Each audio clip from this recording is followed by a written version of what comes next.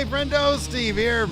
Hey, Larson. And welcome back to Going In Raw. In today's episode, we're talking about AEW Collision with a super awkward promo moment there at the beginning, but a killer match to end the show. Yeah, that main event was really good. Oh boy, Bryan Danielson is on a whole other level now that he's about to retire.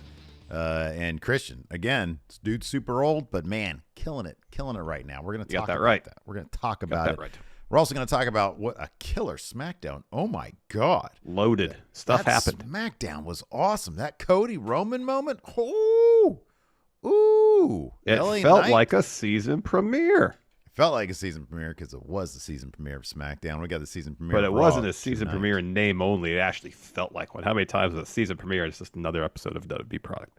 Happens all the time. Or any TV show. Like sometimes they just drop the ball, and sometimes like, oh man, they changed showrunners. What a bummer. No, man, WWE changed showrunners, and it's pretty awesome because Vince McMahon is out of the picture. This seems to be the big one, man. This seems to be the big one. It seems like Vince McMahon might have got played, Larson. What's the situation here? Could be. Sports Illustrated's Justin Barrasso offered up some additional details over the weekend on Triple H being knighted by Endeavor as Sir Paul Levesque, undisputed head of WWE Creative, saying the following, quote, "If you have noticed a change in WWE programming, you are not alone. Levesque, who is WWE's head of creative, has overseen all of the creative on SmackDown and Raw since the merger, which is precisely what his job description entails.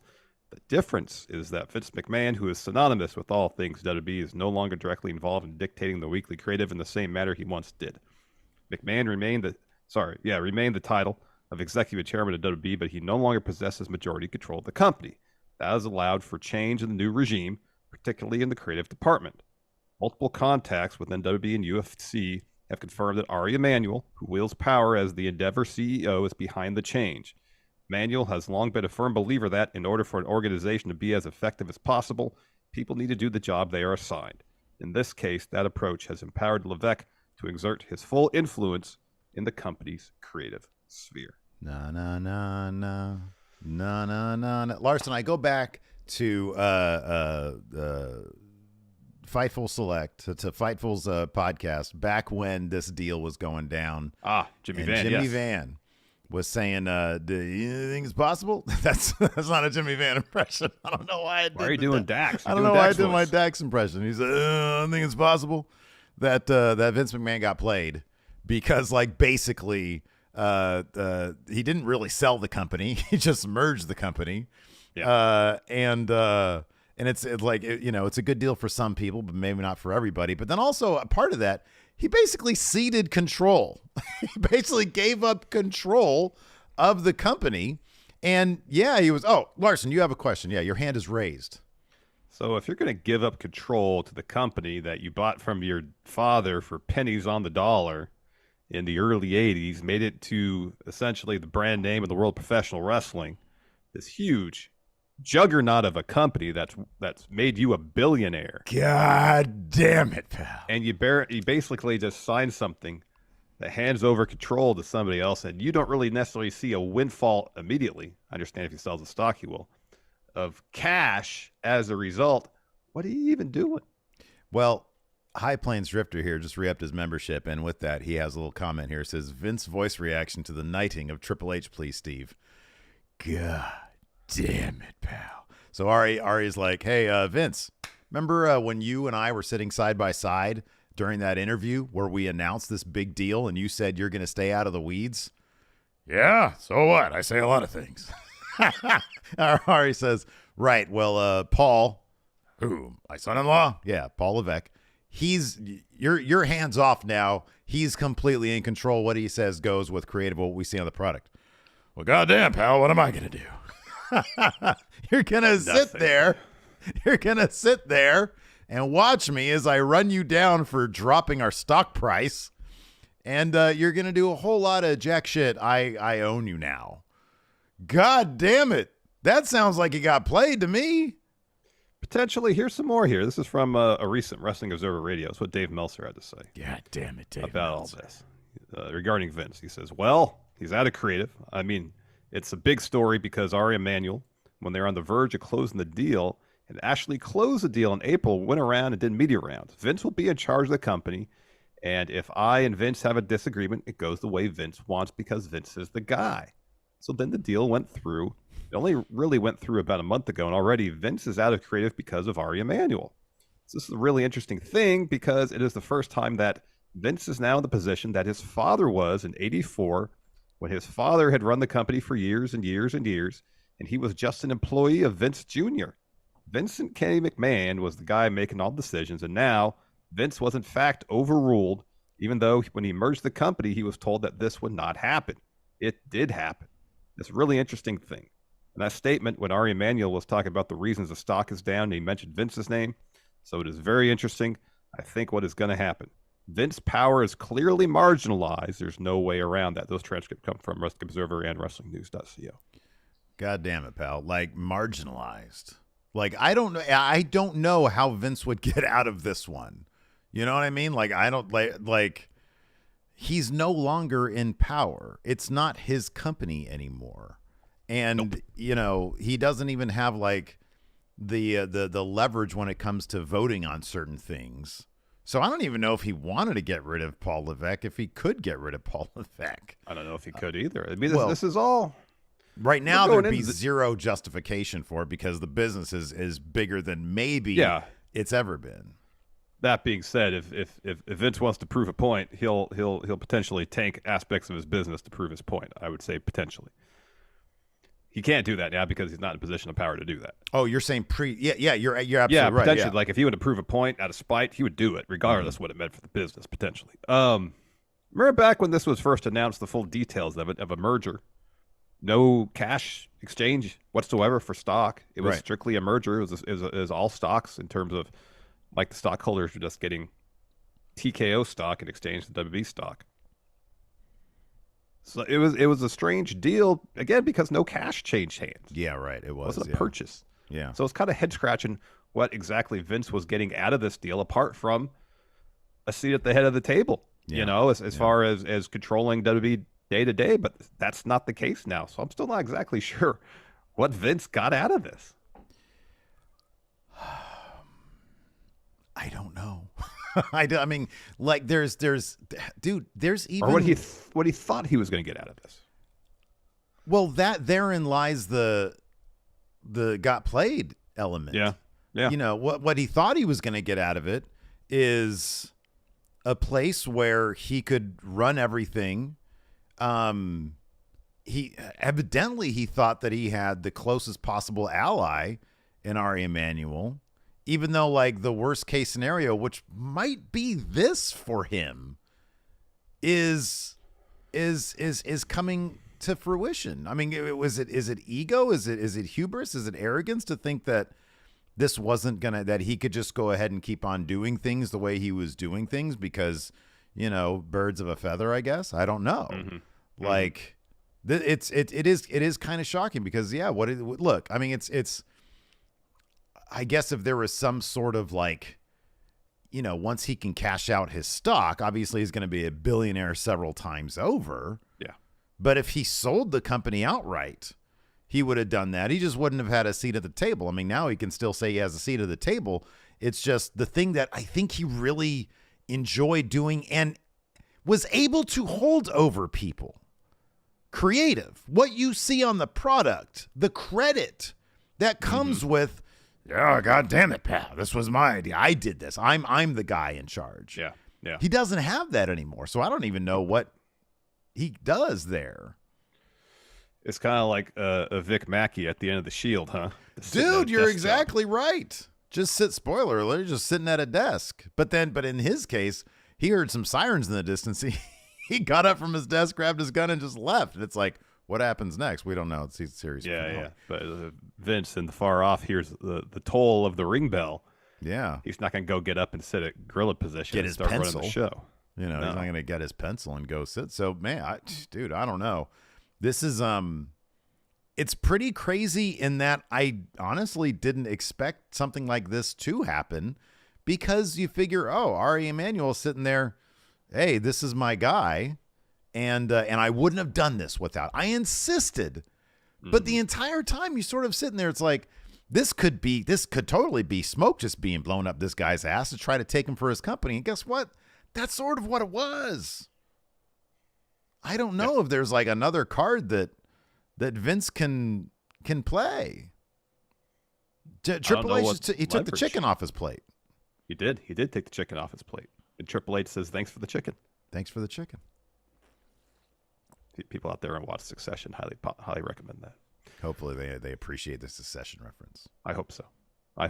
So yeah, I mean, like, what's the next shoe to drop here? Like, are there other capacities in which Vince could be leveraged out? Well, I don't even know what he does now. So I believe in the Sports Illustrated write-up, they were talking about how he's still involved in negotiating the new TV deals. But once those deals are signed, was he just going to sit at his desk and rearrange things for 4 years? So, I assume that there are going to be more and more deals to make. And I think maybe that's if you want to try to look at this from like a logical standpoint, maybe the idea is Triple H has proven to be really good at understanding how to book this creative shit, how to get the most out of every premium live event, every single event. Raw tonight, no doubt. We'll see the tweet from Sean saying, WWE says this is the greatest time they've ever been in wherever they're coming from tonight. I forget where the show is from tonight. Yeah, I forgot to. It was Tulsa for SmackDown. SmackDown. But yeah, every show is like, this is the largest. Right, the biggest gate, the largest attended, the largest most revenue ever made from this particular city. All the revenue stuff, most merch ever sold, all that kind of stuff. Yeah. So like Triple H has that on lock. Ari Emanuel's made sure of that, and he's doing a great job. So the Triple H era is officially here. Oh yeah. What you said about the deals, that's probably correct, because Endeavor is going to want to continue to book deals like the Saudi Arabia deal, like what they got going on in Australia or coming up in Perth. There's probably and Vince being the name, even if that's Nick Khan doing it, maybe these potential suitors understand that, Vince McMahon, he is wrestling. He is with the company. If nothing else, maybe we can get some FaceTime with him, and that could convince us as well, because Vince McMahon, he's a slick talker. He's he sounds weird now, but he's a gruff talker. Yes. He understands those relationships perhaps, and maybe he can be a figurehead, which makes these potential suitors feel better about making these deals.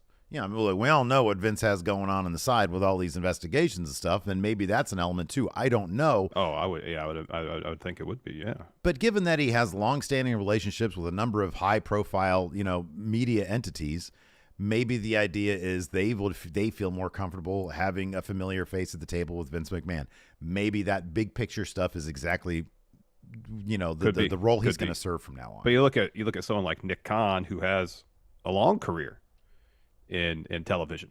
I'm sure he has relationships with a lot absolutely, of people too. Yeah. How much overlap exists there between Nick Khan and Vince McMahon in terms of relationships built amongst the the sports and television landscape. Mm-hmm.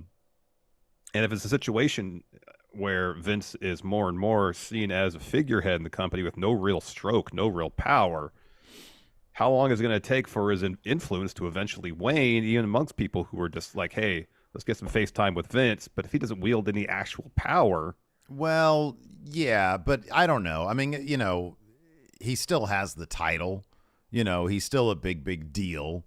It's just, I don't know how much look, you and I, we know the score when it comes to, Triple H is now, he's running creative.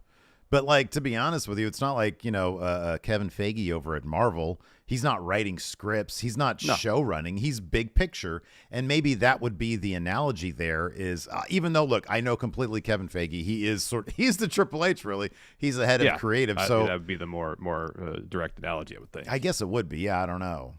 So, dude, I don't know. He's Vince McMahon. He's the name. He's the gimmick. He's the theme song. No, I understand all that. And I think that, yeah, right, no chance, God damn it. And I think maybe that star power is enough for people, So, I don't know. I maybe it's just like, hey, we got Vince. That's a name. That's a big name. If nothing else, it could be the carrot to dangle in front of Vince. Well, hey, you're still the face, publicly the face of the company. Right, exactly. So we need you as kind of like our leading brand ambassador more than anything else. I mean, for all we know, a lot of these people like, what, Triple H, the Reign of Terror guy, we don't want him, we're not going to cut a deal with that guy. He's a bad guy. Well, Vince comes along. Oh, does he come negotiation with a sledgehammer? You think maybe that's what they're thinking. My God. Yeah. So, man, I don't know, dude. Yeah, anyways, I don't know. Before we get to our I'm anxious to talk about the SmackDown and Collision. To be honest, there's some weird stuff going on in Collision, but there's also some good stuff going on over there. We're going to talk about all that. But first, Larson, what do you say? We maybe pay some bills. How about that? Let's do it. Let's take a quick break here. Get a word from our sponsor, DraftKings Sportsbook. Steve. Yes. There's a huge fight going down this weekend. You got UFC lightweight champion Islam Makhachev. He's defending his title against featherweight champ Alexander Volkanovski this Saturday, UFC 294. It's happening. My cousin is a huge UFC fan. I know he's going to be watching this fight. You know what his name is? His name is Steve also. Isn't that weird? I know. Anyways, he's named after my dad. His name, Steve.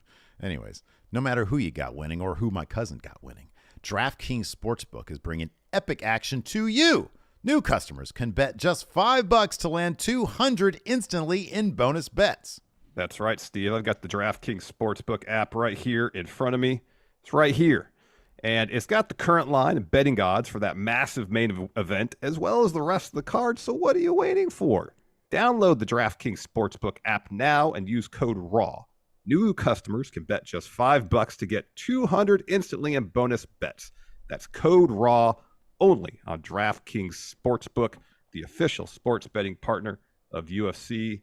The crown is yours. Gambling problem? Call 1-800-GAMBLER or visit www.1800gambler.net. In New York, call 877-8-HOPE-NY or text HOPE-NY. That's 467-369. In Connecticut, help is available for problem gambling. Call 888-789-7777 or visit ccpg.org. Please play responsibly. On behalf of Boot Hill Casino and Resort, licensee partner Golden Nugget Lake Charles, 21 plus, age varies by jurisdiction, void in Ontario.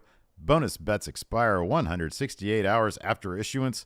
See sportsbook.draftkings.com/MMA. Terms for eligibility and deposit restrictions, terms and responsible gaming resources. Look at that, man. Oh, boy. Hey, you want to talk about SmackDown now? Yeah, we'll talk about SmackDown here in a second, though. I'm still confused, though. About what? So apparently WrestleTalk declared war on it. Luke apparently was calling us out in some way, shape, or form. I thought we were cool with Luke because I've been in his DMs, or at least I was, trying to tamper with his contract with WrestleTalk. I was trying to get him as part of our team. Maybe that might have something to do with it.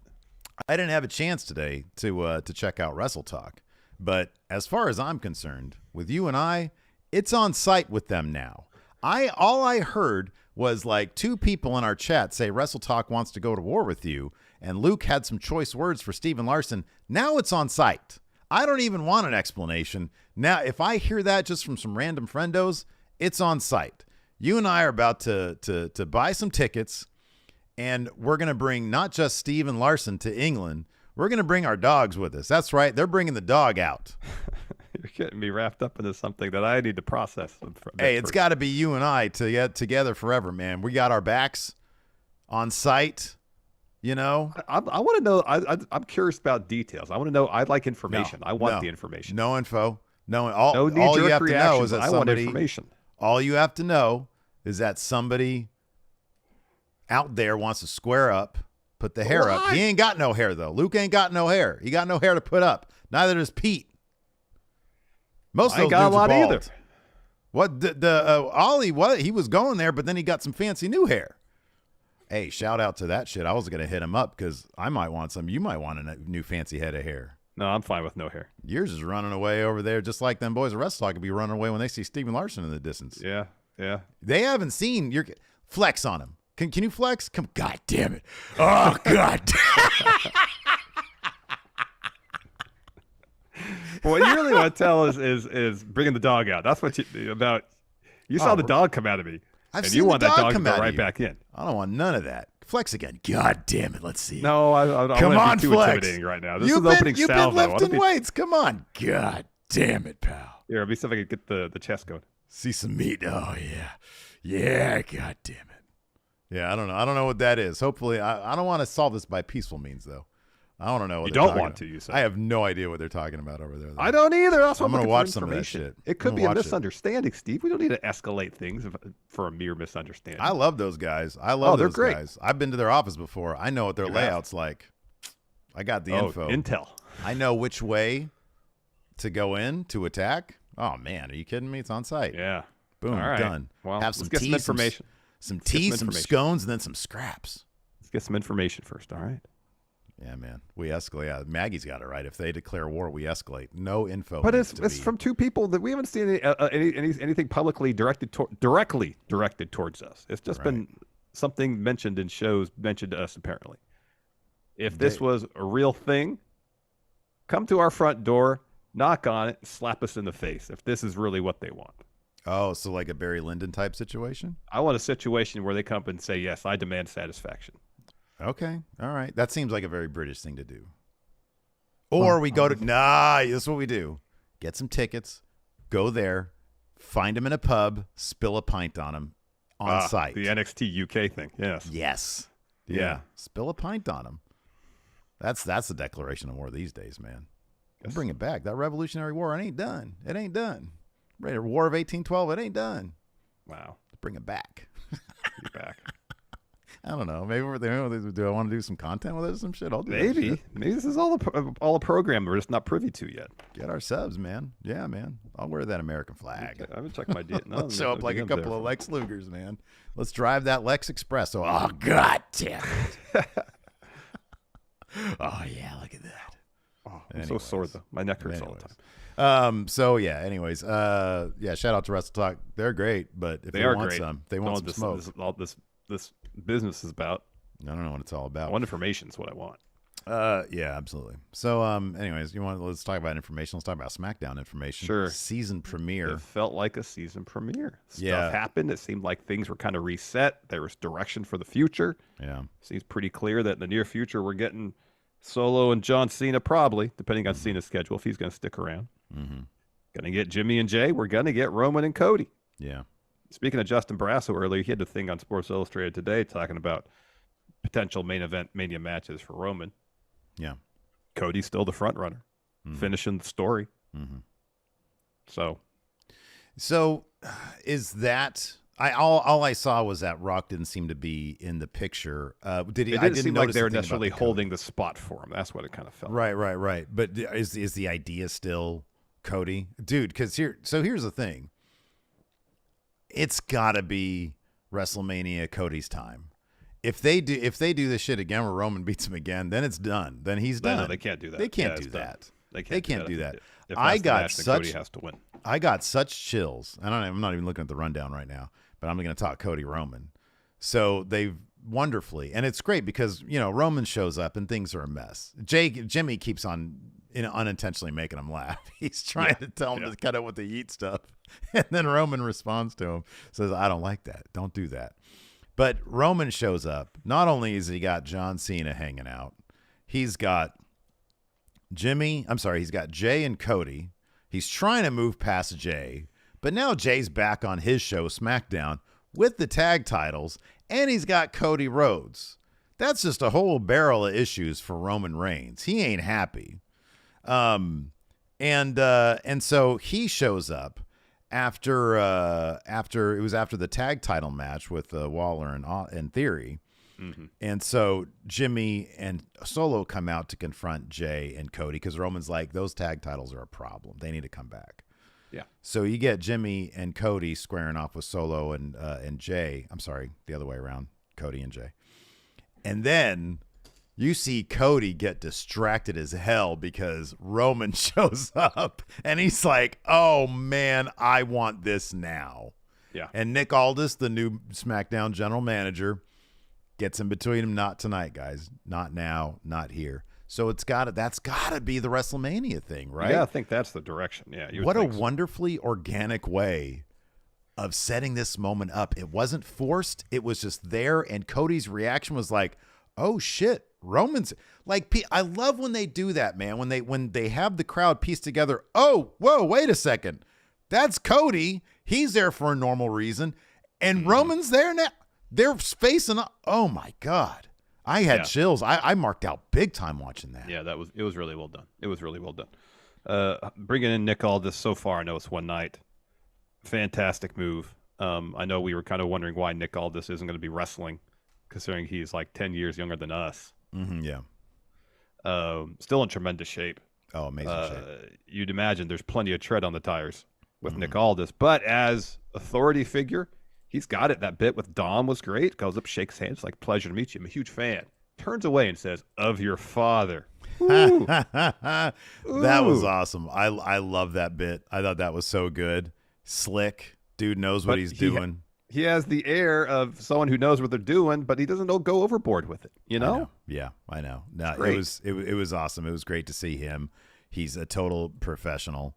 And yeah, the perfect counterpoint to Adam Pearce. He brings that same amount of confidence and gravitas, and you know, there's going to be chaotic moments, but then he brings his own kind of plans, if you will, when he's talking to Charlotte, and he says, I saw what happened. Now it's on my watch. I'm going to try to get this right for you, because from my eyes, you had that one. So you got your single match against Io Sky.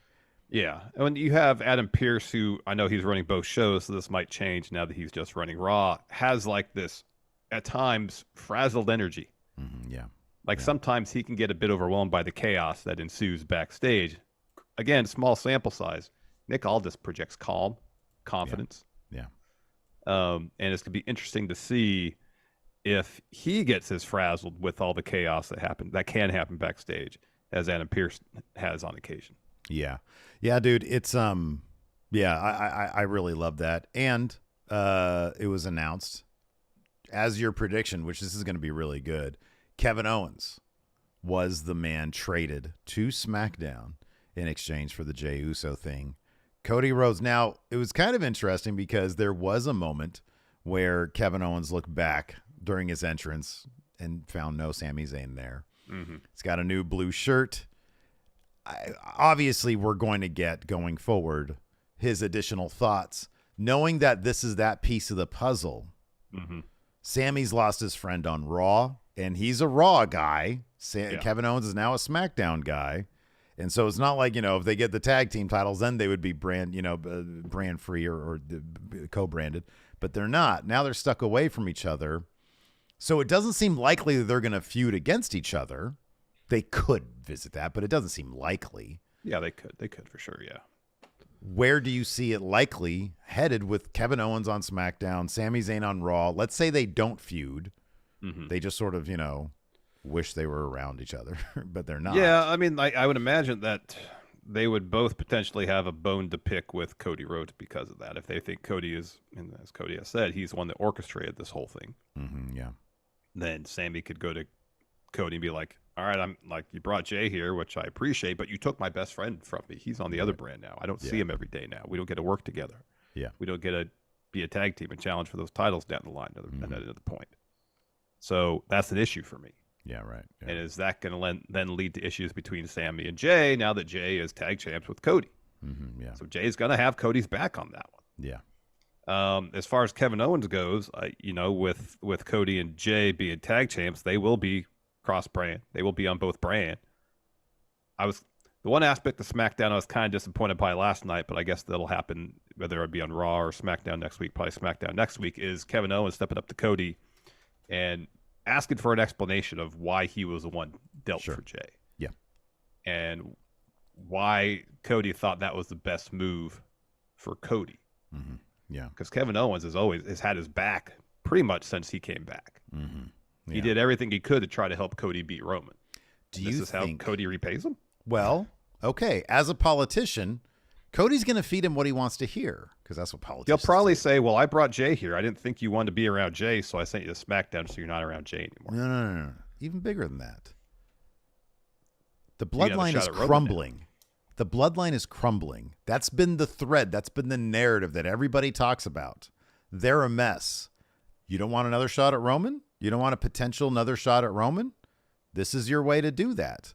Also understanding that Kevin Owens was at the very least helpful, not completely successful, but he was helpful in Cody's main goal of trying to get that title away from Roman at WrestleMania. He was able to enlist the aid of Kevin Owens and Sami Zayn when trying to get rid of the bloodline. It ended up not working, but maybe he's thinking, hey, you can get a shot at Roman, but I kind of know how that's going to go because I want that shot at Roman, and I'm going to try to get you to help me to do that. But I'm going to frame it as though, well, you can get a shot at Roman now. Mm-hmm. So there you go. Politician. And he'll buy it too. On your marks, Lou, gifted memberships to the community, which is so awesome. Much. Thank you very much. You gifted 10 of them. Thank you very much. 35 this month from On Your Marks, Lou. So awesome. Thank you very much for that. We really appreciate it.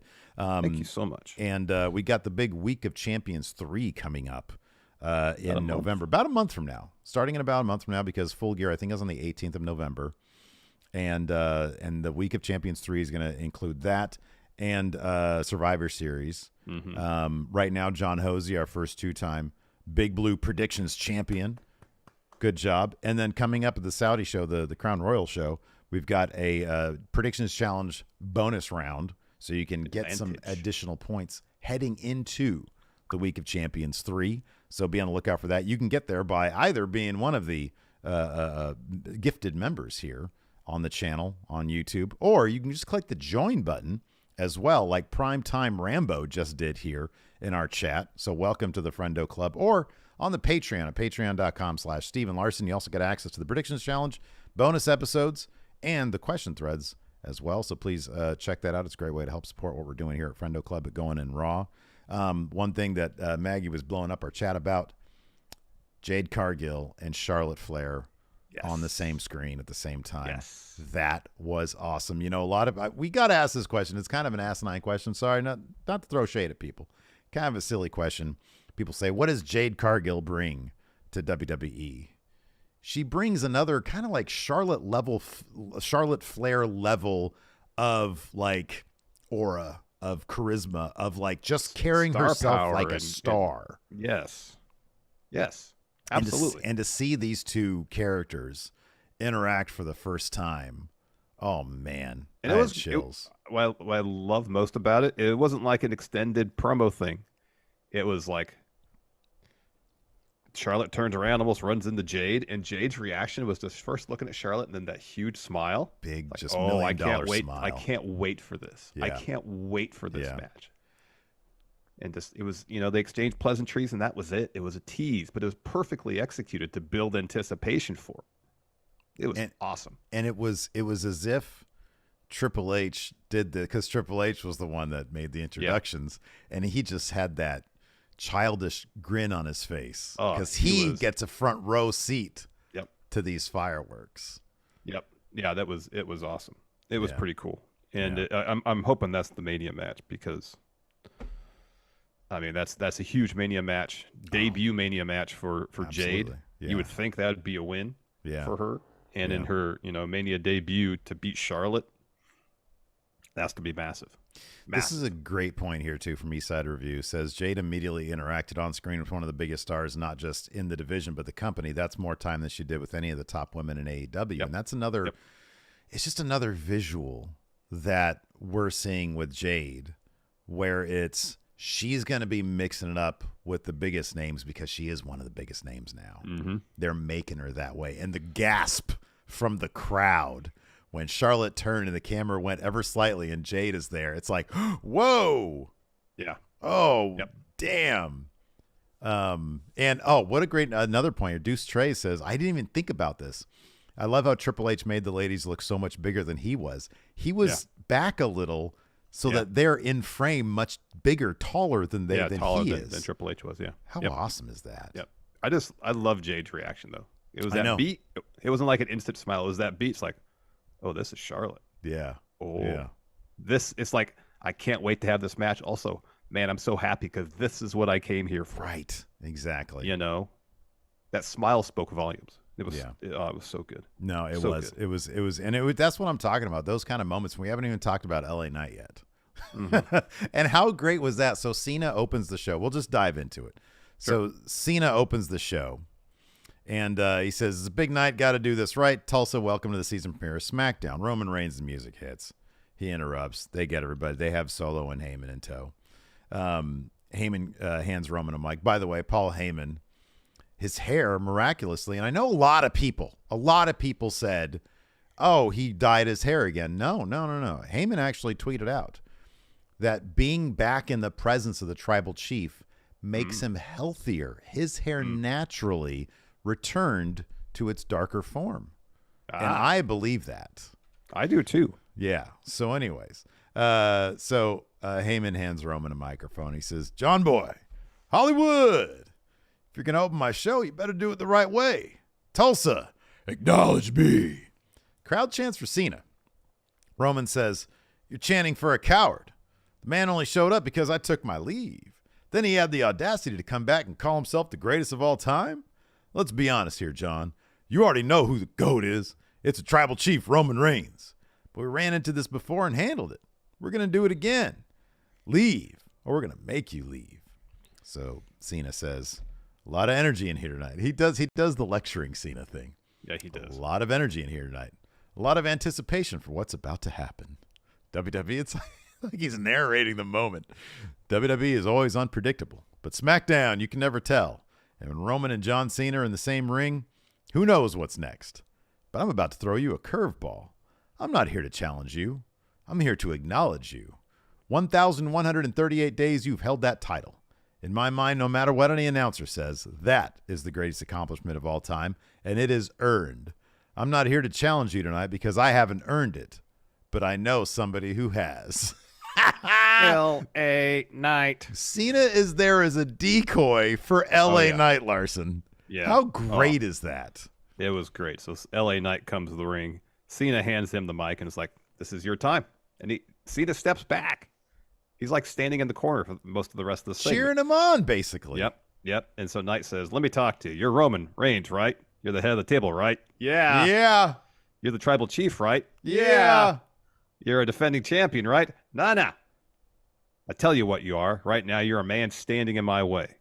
And he has a realization. He says, oh, my God, I'm sorry. How rude of me. I didn't even introduce myself. While you've been sitting at home on your couch for the last month and a half, and you wear that title around your waist, things have changed a little bit. So Tulsa, tell them whose game it is. So, of course, the crowd says L.A. Knight. Yeah. So Roman smiles, and he tells Knight, he's like, all right, I'm very proud of you. I gave you a couple months, and they say your name now. But let's be honest here. Over 1,100 days as champ, I've done things you'd never imagine in this business. What makes you think you could ever stand in the ring with me? Honestly, who the hell do you think you are standing in my ring right now? And they do this great shot of, as he's saying that, of LA Knight. It's a close-up on him. And he's got those goofy, glasses that are completely reflective. So they're like mirrors in the lenses. Yeah, the round John Lennon style ones, but the reflective lenses. Yeah. Right. And so you see Roman in the reflection, and it's just a brilliant shot. It's really well done. It's really good. I think is this the first time he's wore the reflective lenses? Usually I just thought he wore the dark ones. Oh, I don't know. I think I might have seen these before, but they've never used it to this effect before. I'll tell you that much. Gotcha. So Knight takes off his sunglasses and glares at Roman and says, talking like that is a good way to get yourself referred to in the past tense.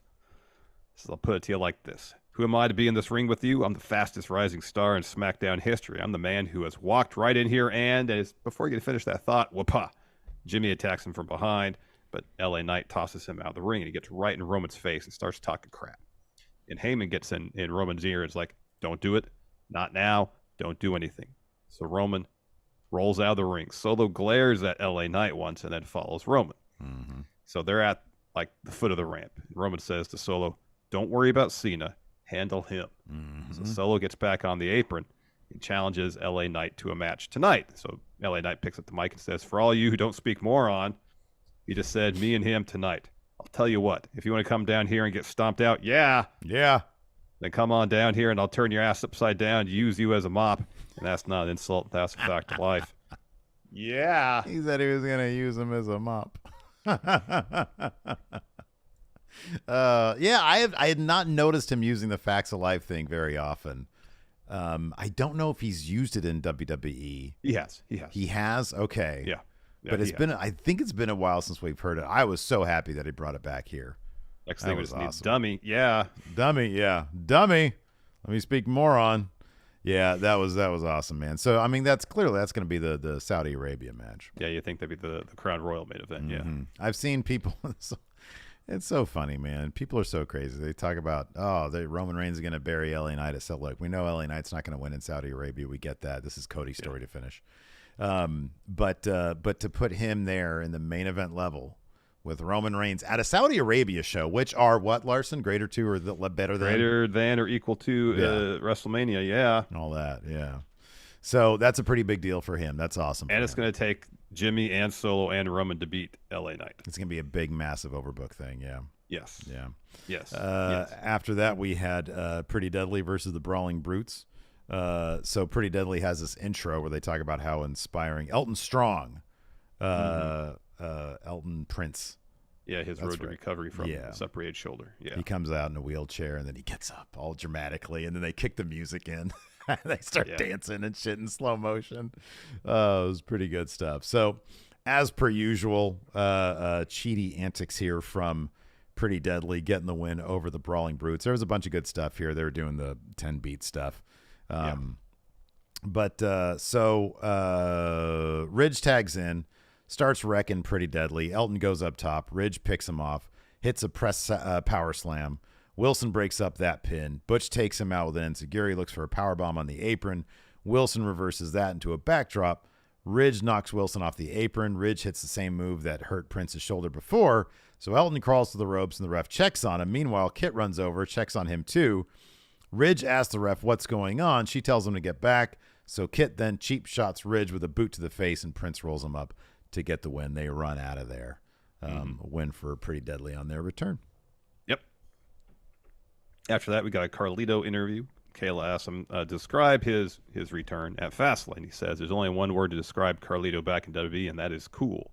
He's about to take a bite from the apple when Bobby Lashley walks in and says, "Welcome back to my show, Carlito. You returned to Fastlane with nothing short of amazing. The last time I remember seeing you, I was beating you up on SmackDown. But that was a long time ago. Water under the bridge, man. Just wanted to welcome you back to my show." So Lashley extends his hand, but Carlito doesn't shake it. Instead, he says, "Like you said, Bobby, that was a long time ago. What about this? Carlito's first match back on SmackDown against Bobby Lashley." And Lashley's like, "Oh, I'm not even dressed for a match tonight. Street Profits coming. Lay out Carlito from behind with a chair." So Lashley picks up the chair and is about to use it on Carlito when Adam Pearce, Jason Jordan run in to break it up. And Lashley says, "Hey, Carlito, make sure you don't bite off more than you can chew around here." We go to commercial, we come back, and LWO's there checking in on Carlito. Bailey steps in and says, "Ding dong, hello, what's this pity party going on here?" And Adam Pearce is like, "We're busy. Wait till later." And Bailey says, "Well, I got to get busy throwing EO a championship celebration." So she wants to talk about that. Well, Zelina steps up to her and says, "We got more important things to worry about than that." And Bailey's like, "Get out of my face." And Pearce is like, "Little Nate, go to the ring. If these two want to have a match, they can do that now." Yeah. Good stuff. After that, we had so the Bloodline's in the locker room. Roman says to Jimmy, "What are you doing?" Jimmy's like, "What do you mean? I'm trying to be you, Oos. I'm using your playbook. If the play don't look right, I'm just out there calling audible. That's it. Check. I'm calling audible." Roman chuckles, says, "So you're the quarterback?" Jimmy says, "Probably second string." And Roman says, "All right, probably second string." He says, "If you were the quarterback, what would you do?" And Jimmy says, without hesitation, "I'll get Jay." And Roman says, "No, Jay's old news. That's the past. The only thing that matters are those tag titles. And every day he has them, that's disrespect to our bloodline, disrespect to our legacy. And the fact that he's running around with Cody as his partner, that's just a slap in the face to everything we do." Jimmy says, "I don't want you to be slapped in the face." Roman says, "I bet you don't. You're going to handle that, right? No more distractions. You don't call audibles. I do that. We good?" Jimmy says, "Yeet." Roman says, "I don't like that." And fist bumps Jimmy. There's more of that good stuff later, but oh, that was good. I don't like that. Then we got Bailey versus Zelina Vega. Bayley gets the win here after Io is arguing with the ref to distract the ref. Zelina hits Io with a 619, but then Bayley hits Zelina with a knee, a rose plant to get the win.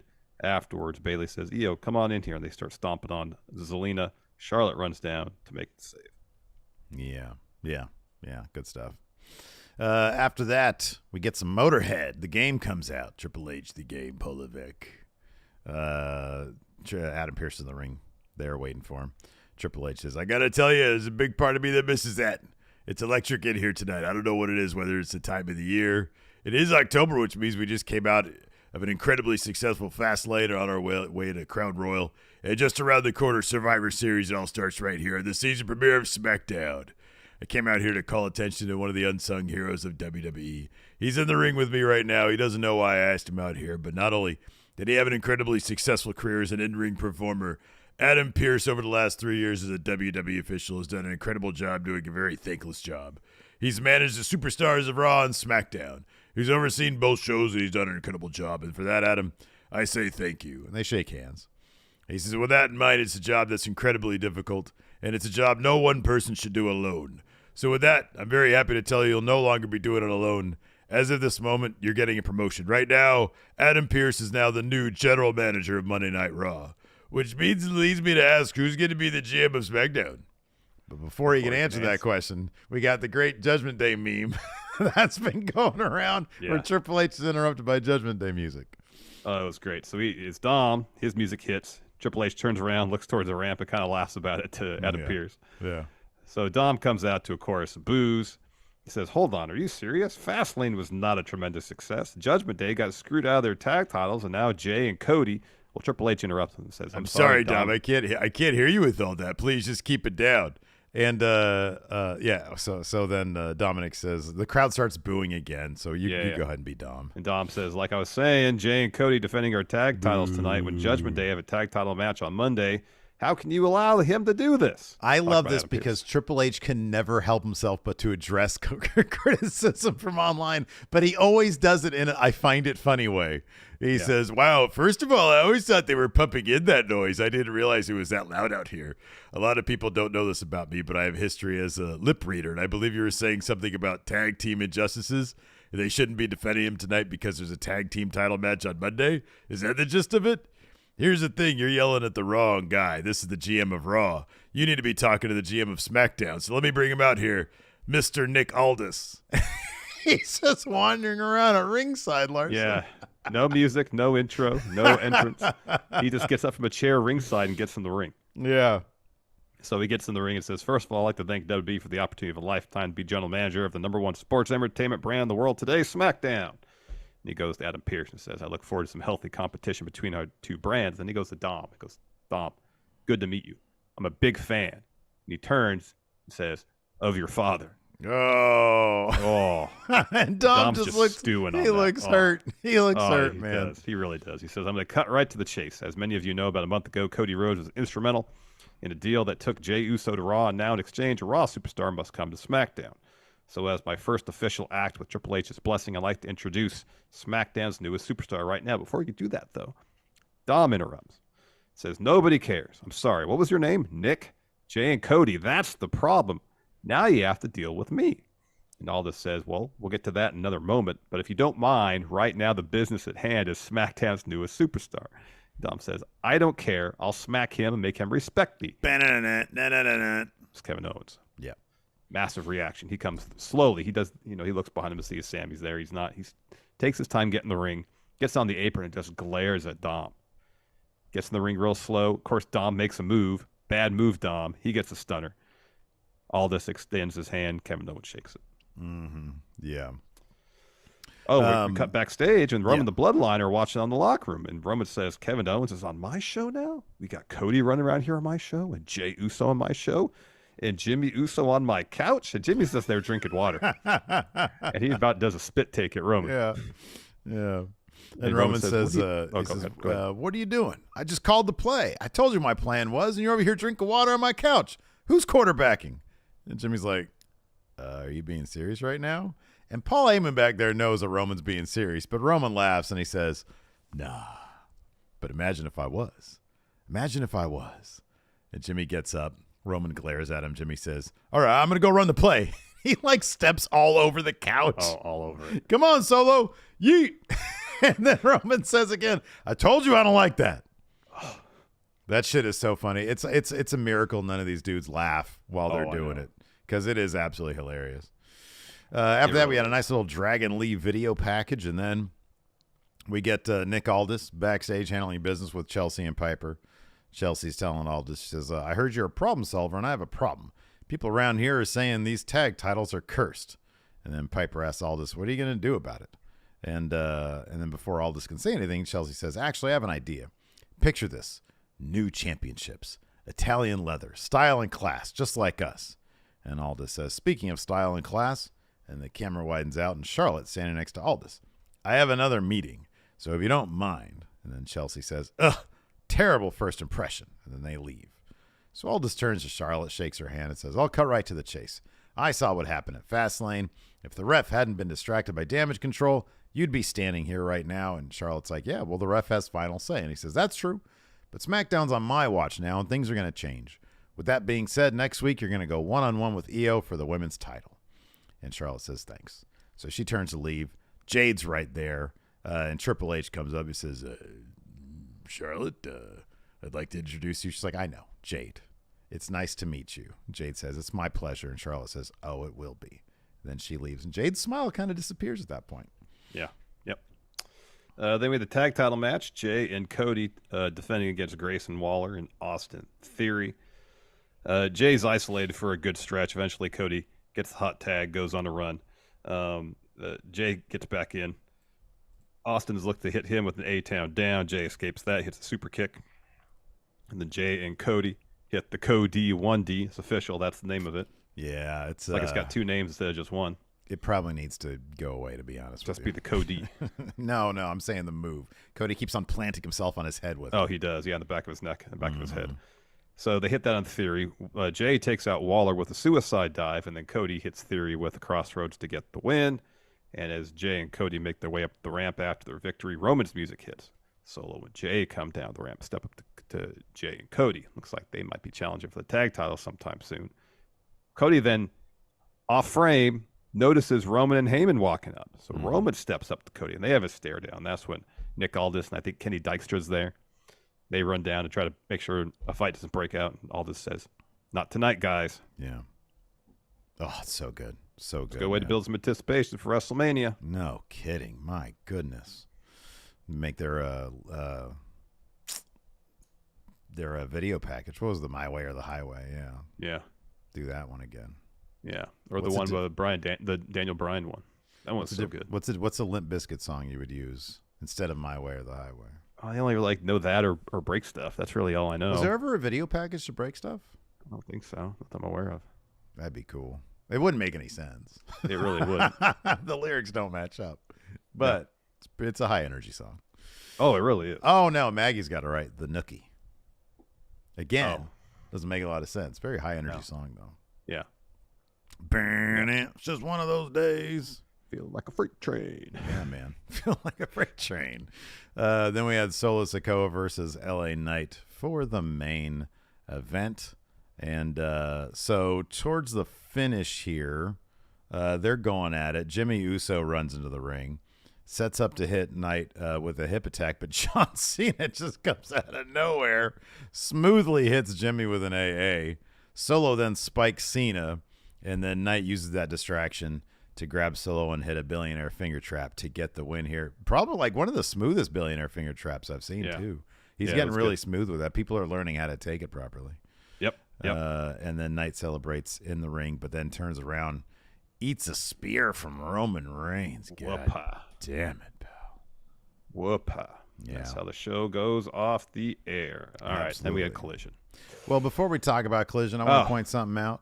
I've got a brand new hoodie on, Larson. It just showed up in the mail the other day. And the other day, you say? It's a Friendo Club hoodie. I'm going to show them the back here. You do that. Look, there's the back. There's stuff on back. We got back stuff. So we got a brand new line right now. It's our spooky line. And you can get, because this is the Halloween right now, you can get Halloween 20% off your order right now. Go to friendoshop.com, put in the promo code SPOOKY.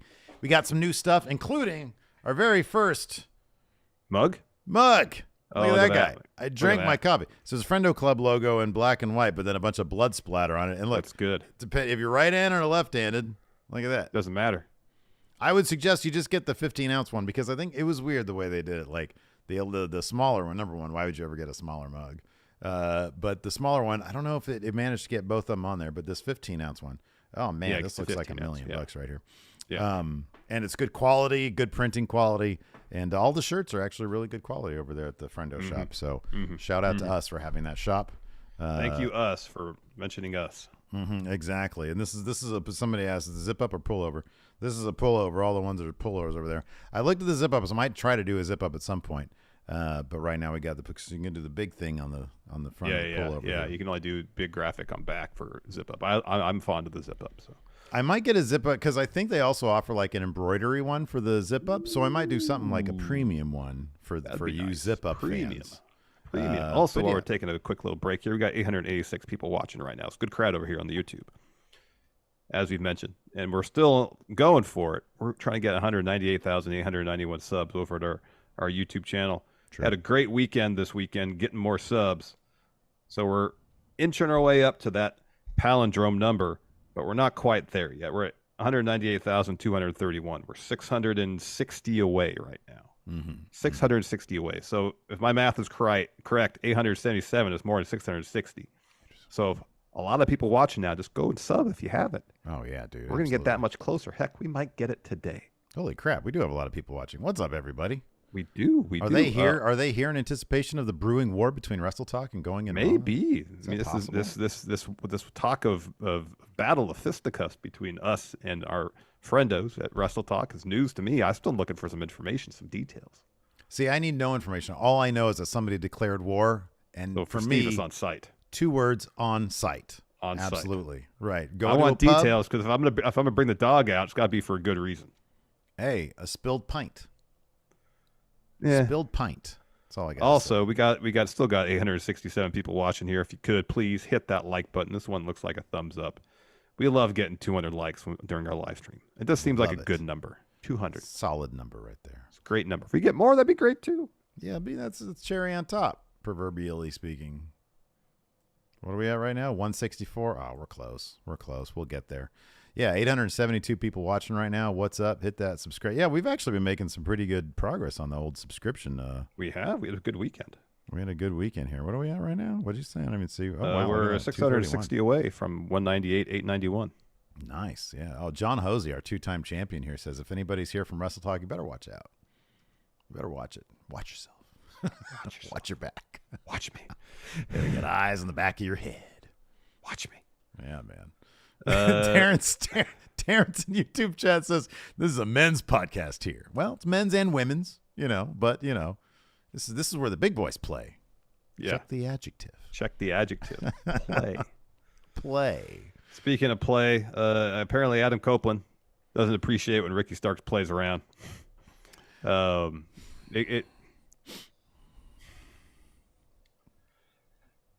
me interject really quick.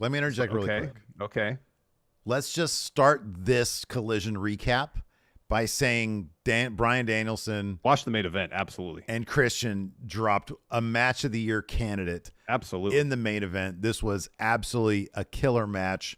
The best part about it is it was simple. It was a simple match that the crowd was invested in because the performances were so darn good. Yeah. It was simple. It wasn't like they were doing all sorts of crazy stuff. Christian was working Danielson's bad arm, and Danielson had to fight from underneath. Yeah, right. Yeah. It was a simple match. Yeah. Just a story that was told perfectly. Mm-hmm. It was so good. Yeah. Oh, Terrence says it's a reference to the men's pub of NXT. This is a men's pipe. Wait, is this true? We got maybe more details? Huh. Eric says Luke declared war because he's jealous you have over 100,000 subs and he's only at 80,000. What's only at 80,000? I know obviously WrestleTalk has the podcast channel. Maybe their podcast channel has only 80,000. Let me investigate. So yeah, no, you're right. It's simple story. Thought it was, the crowd was really, really into it. By the way, let me just say this also. I'm going to defend AEW. So like people are, Maggie with the super chat says this is literally the safest podcast male led about wrestling for us women, in my opinion. So thanks for that, guys. That's what we try to be, man. We try to be here for everybody. Mm-hmm. Evidently, except for Luke, until he becomes a member of this podcast, because we're going to get him one day. I know, like why declare war on us when he can join us? Join us, Luke. So how about? You know what it has to be? It's got to be a big swerve. He takes off like a hoodie, and he's got like a Friendo Club logo on. Exactly. So I can confirm WrestleTalk's podcast channel has almost 81,000 subscribers. So wow, they don't even have 100 yet. Wow. Oof. Hold on a second. Hold that thought, Larson. All right. Well, maybe we can make a deal here. Maybe we can make a deal here that rather than fight, why fight? Why have us fight? When we could help each other. You know? If they really want to get to 100,000, Steve's not going to like this at all. He's going to talk trash and say, if they want to get to 100,000, instead of declare war, why can't we work together on this? What do you know? Because that's not what men do. Stop. It could be mutually beneficial. We can work together. They can get over 100,000. We can get over 200,000. Listen. No, stop it. You're too narrow in your vision. I'm looking huge picture here and improving our lot. Luke, people like conflict. Luke, you see this right here? This is the Going In Raw setup right here. This is not for you. This is for Going In Raw. You see right there? It says 100,000 subscribers. It's the Going In Raw setup. It's for a lot of people, but it's not for WrestleTalk podcast.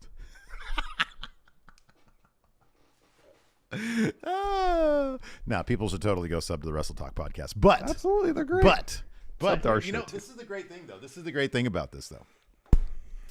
Look at this piece. It's like, it's all like weird and like makes a weird noise. They do these things different these days. It's like one solid button or something like that. So we have this old framed version. That's how long ago? Like 8 years ago? Oh, a long time ago. Yeah, a long time. It was a while ago. Yeah. It was a while ago. Oh, man. Anyway. Love them WrestleTalk boys. They're great, but if I see them, it's on site. On site. Love them, though. Love them, though, but I'll cut them. Great. Love them, but I'll cut them. They don't want to see the dog come out. They don't want to see the dog come out because then the knife comes out. Cassius Clay here with the super chat says they also talk about Lucha. Would they watch like AAA or something over there at WrestleTalk? Good. More people should watch AAA. I agree. Kiddo Hudson here with the super chat says, "What's up, friendos? Who we got beef with? Oh, WrestleTalk. But we love them. We love them. But it's on site. We'll go there and fight them with fisticuffs or old timey like loaded. You know, you have to like do the with the thing at the pellet. Yeah. Right. Yeah. So, anyways, yes, the main event at Collision was outstanding. Right. I was hoping that when Edgy Adam Copeland went to new locale, new scenery, new company, and this is foolish of me, evidently, after what we saw in Collision, that he would potentially change his approach to talking on the microphone. Maybe more efficiency, less bad jokes, less low-hanging fruit. No, that's just who Edgy Adam Copeland is. Yeah. And I don't know. It's going to be interesting to see over the next few months while Copeland feuds with Christian, to see Christian lap him several times over in terms of interesting character work and interesting like insults and jabs on the microphone. Yeah. So this was what you're referring to, in case people are not didn't watch the show. Is what you're saying? Didn't watch the show. Based on Collision's numbers, the latest is going to be a lot of people here. Oh, we should get those very soon, I think, right? Oh, maybe. It's like 1:00. So there was a promo between Edge, and I get it. They did for a show that, for a time anyways, I think under the Punk era, it was like a very highly focused on the pro wrestling and a little bit less so on the talky stuff. It opened up in very much, and I say this as, not a negative or positive, but it was a very WWE-esque opening.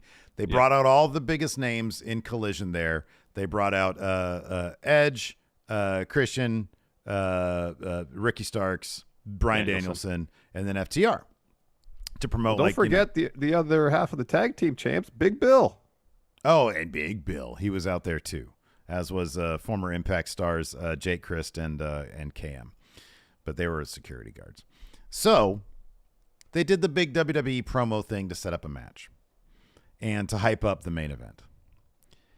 And as Ricky Starks was laying into Bryan Danielson, he sort of throws a quick aside to Edge and says, "Stop staring at me with those bulgy, weird eyes of yours," or something like that. I think he just says bugged out eyes. Yeah. Bugged out eyes.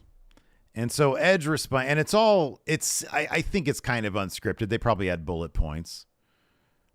And it was sort of a reason why some things might need to be scripted, because it just got kind of awkward. Mm-hmm. And I saw a lot of people online that said they liked it, and that's totally cool, and that's fine. I'm just giving my own opinion here. So he says, "Edge, don't look at me with those eyes." And Edge says, it's your crappy silk pants or whatever. Yeah. And then, which they were great silk pants, by the way. It was an awesome outfit. So Ricky says, I see you still have the same fashion from the other place.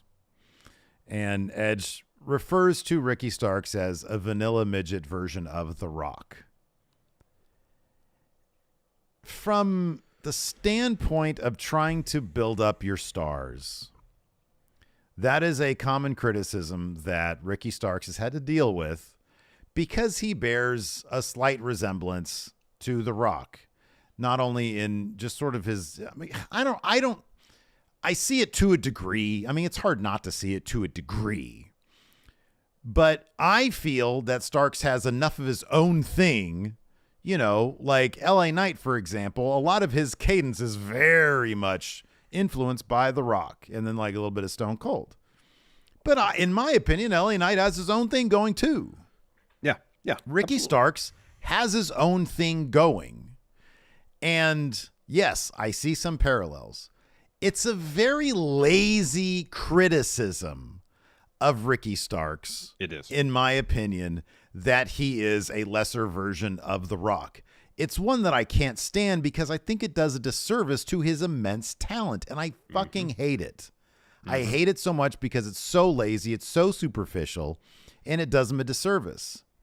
I think there's some things AEW stars and talent should be trying to sell other AEW stars and talent. So if Edge is going to come back at Ricky Starks with something, make it something that's relevant to the stories involved. To, hey, you're talking a lot of shit, but this guy taps you out and he made you pass out.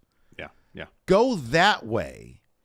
Do something that's relevant to the character, not take a cheap dig that's lazy. And I don't know, maybe he did get legitimately frustrated and he just reached for something, but I don't know. It was a moment that took me out of what otherwise I thought was a pretty decent promo between everybody involved.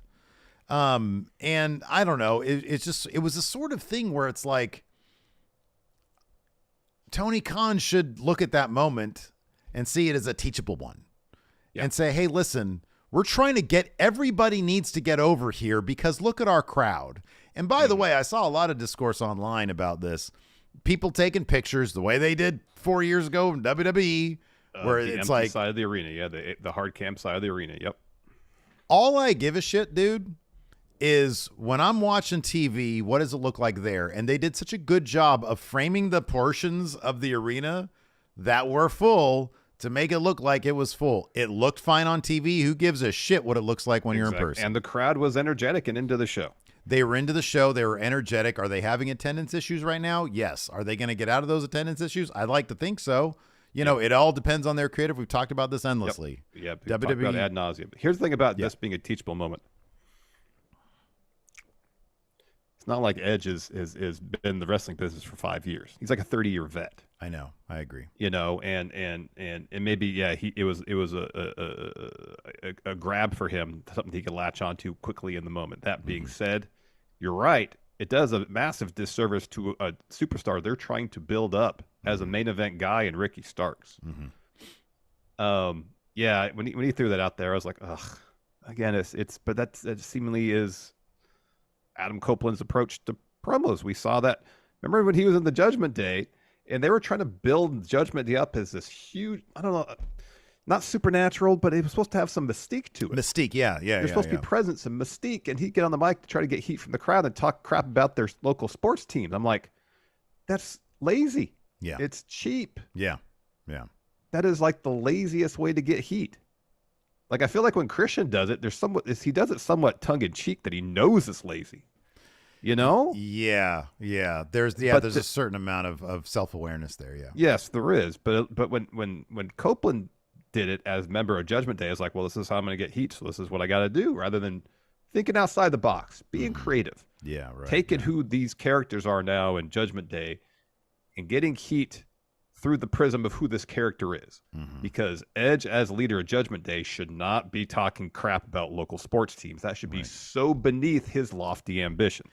It felt, if you remember, and this is my recollection anywhere, and we all know that it's not great, but I feel like when Judgment Day started, the first couple promos, he tried to get heat without doing that, and very quickly he had to resort to that. And I wonder if it was a situation where it was like, man, I'm really getting nothing, so I have to figure something out, and so I'm going to do that. Maybe he it could be. It's like, I'll just do with what works. Go with what works. I mean, you know, and I get that if your job is out there to go get heat, if there's things you can pull out of the playbook that are going to work, I get that, but it's got to be aligned with who your character is. Yeah. And if your character has these lofty ambitions, and you're trying to build your faction up to have mystique and presence, going to Nashville and talking crap about the Titans, I'm sorry. Yeah. That's not, there's no mystique to that. There's none. And then in this one, when he shot back at Ricky, like he stumbled over his words, it felt awkward. And it was like, okay, you're not, there was a super chat here. It was Maggie. Maggie says, I've always heard the best way to build a feud is to make your opponent look great, build them up. Exactly. Like, you want your opponent to come off as a threat, or at the very least, to have the crowd buy into their character for what they're trying to do. Everybody's playing a role here. And then you're taking people out of that by saying, oh, you're a vanilla midget version of The Rock. We all know Ricky's not The Rock's size. Like, that's the worst thing you could I didn't even like, although I think it made a little bit more sense when MJF did it with Adam Cole by saying, oh, you're so skinny.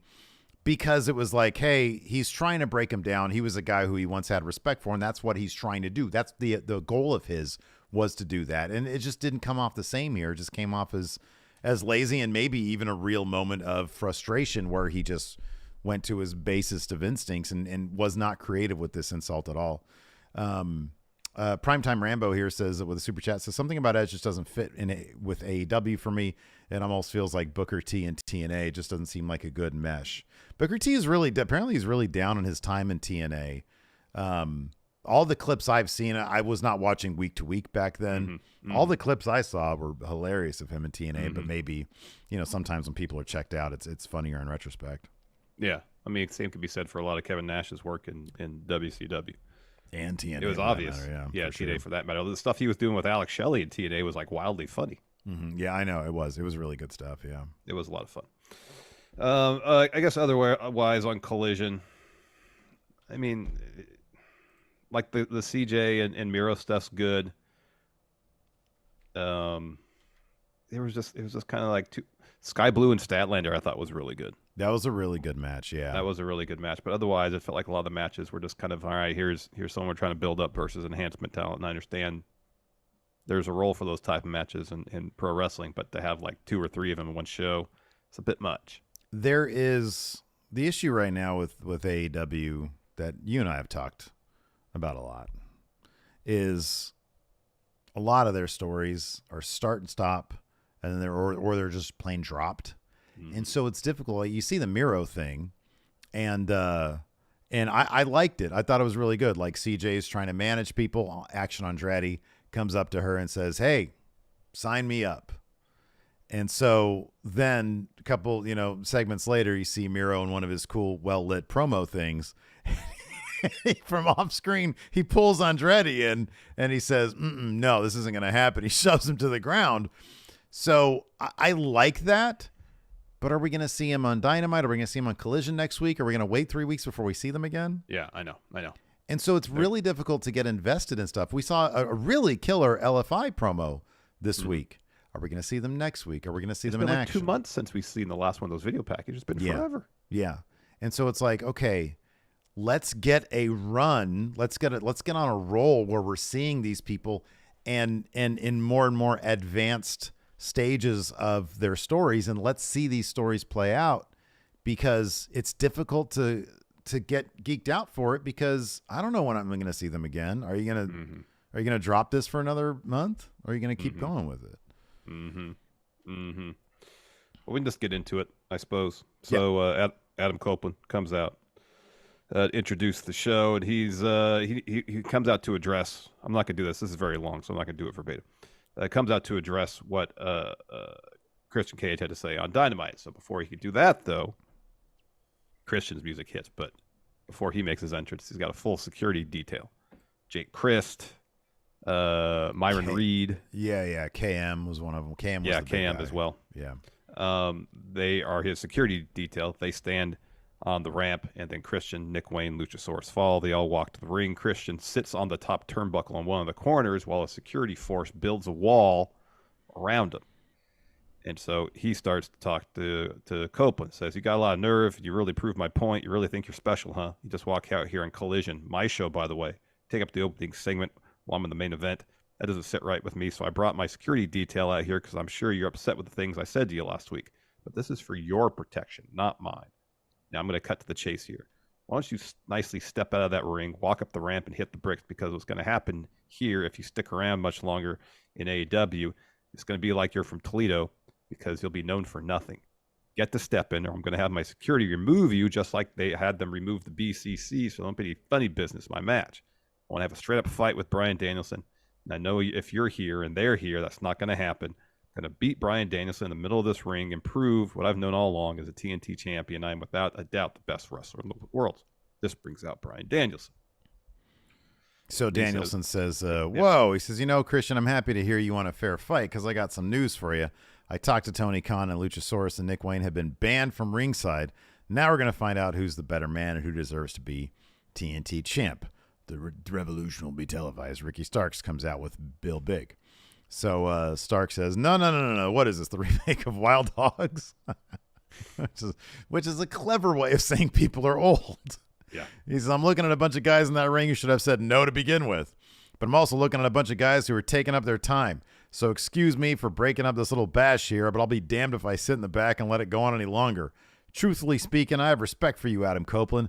I have no respect for you, Brian, but I do have respect for you, Christian. Sorry, I was supposed to say I have no respect for you, Adam Copeland. Sorry. Oh, okay. I have no respect for you, Adam Copeland.